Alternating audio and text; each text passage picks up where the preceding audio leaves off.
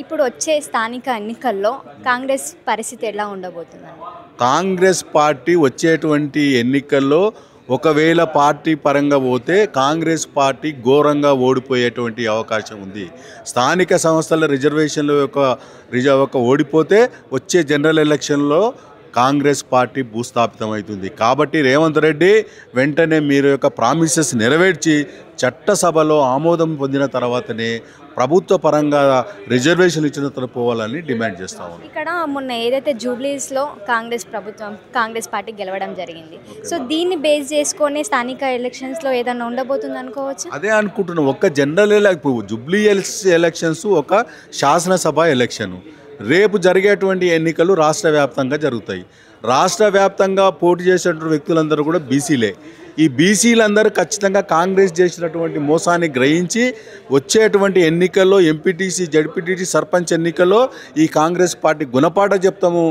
3 సంవత్సరాలు కూడా పరిపాలన చేయని విధంగా కాంగ్రెస్ మంత్రులను, ముఖ్యమంత్రిని ఎక్కడ కనపడితే అక్కడ అడ్డుకునే విధంగా బీసీలందరూ కూడా చేస్తారని సందర్భంగా తెలియజేస్తారు. ఫైనల్గా ముఖ్యమంత్రి రేవంత్ రెడ్డిని ఏం డిమాండ్ చేస్తున్నారు? కాంగ్రెస్ పార్టీని ఏం డిమాండ్ చేస్తున్నారు?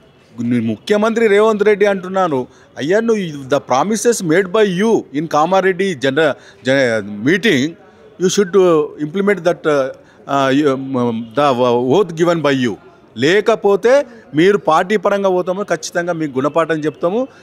నేను అడుగుతున్నాం ఎవరి భిక్ష కాదు, మాకు చట్టపరంగా మాత్రం వచ్చినటువంటి రిజర్వేషన్లే కావాలి. అది మా హక్కు. ఈ యొక్క జనాభాలో 50% పై చులుకున్నాం. మా హక్కు మాకు కావాలి. కానీ నువ్వేదో భిక్ష వేసిన నువ్వరండి భిక్ష వేస్తందుకు. నువ్వు చూసా మీ భిక్ష ఏందో గతంలో అక్కడ మన ఉదయపూర్ కాంగ్రెస్ పార్టీ ఉదయపూర్ మీటింగ్లో ఒక తీర్మానం చేసింది. ప్రతి ఒక్క పార్లమెంట్లో 2 సీట్లు ఇస్తున్నారు. కానీ అమలుకి వచ్చే వరకు ఇవ్వలేదు. ఆ రోజు మోసం చేశారు. మరి ఈ రోజు మోసం చేస్తున్నారు. మోసాల పుట్ట Congress party. Rahul Gandhi, you should understand. మీ ముఖ్యమంత్రి చేసేటువంటి పద్ధతి మార్చుకోమని మీరు చెప్పండి. ఇప్పటికే బీహార్లో ఘోరంగా ఓడిపోయారు, దేశమంతా ఓడిపోయారు. రేపు కర్ణాటకలో అదే పరిస్థితి వస్తుంది, తెలంగాణలో అదే పరిస్థితి వస్తుంది. కాబట్టి కాంగ్రెస్ పార్టీ యొక్క పేద వర్గాలకు న్యాయం చేయాలని డిమాండ్ చేస్తాం. కాంగ్రెస్కి సంబంధించిన కొందరు నాయకులు రేవంత్ రెడ్డి కూడా బీసీ బిడ్డనే అని చెప్పేసి మాట్లాడుతున్నారు కదా.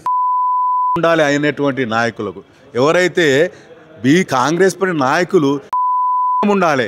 రేవంత్ రెడ్డి బీసీ ఉద్యమకారుడా, తెలంగాణ ఉద్యమకారుడా? డబ్బులు ఇచ్చి కొనుక్కొని పిసిసి ప్రెసిడెంట్ కొనుక్కొని ముఖ్యమంత్రి ఈయన బీసీ నాయకుడా? అన్న వాళ్ళకు సిగ్గులేదు. మేము బీసీ నాయకులం. మేము బీసీల కోసం కొట్లాడిన కొన్ని సంవత్సరాలుగా. మేము అసలైన ముఖ్యమంత్రి వచ్చేది ఒక పద్ధతిలో కాంగ్రెస్ పార్టీని మేనేజ్ చేసి అధిష్టానాన్ని డబ్బులు చూపి వచ్చినటువంటి ముఖ్యమంత్రి బీసీ నాయకుడా? మీ పద్ధతి మార్చుకొని మీ యొక్క మాటలు ఉపసంహరించుకోవాలని ఎవరైతే అన్నారో వాళ్ళకు డిమాండ్ చేస్తూ ఉన్నాను.